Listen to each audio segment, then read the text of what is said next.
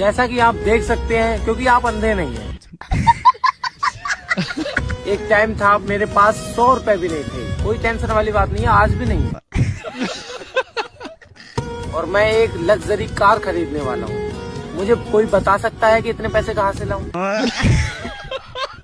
ज्यादा फोन चलाने से आंखें खराब होती हैं, इसलिए मैं सिर्फ एक फोन चलाता हूँ। और मेहनत करता रहे मेरे भाई, एक दिन खुद ही हार मान जाए। और मुझ पे भरोसा करके मुझे फॉलो करो, एक दिन तुम्हारी आंखें बंद हो जाएंगी।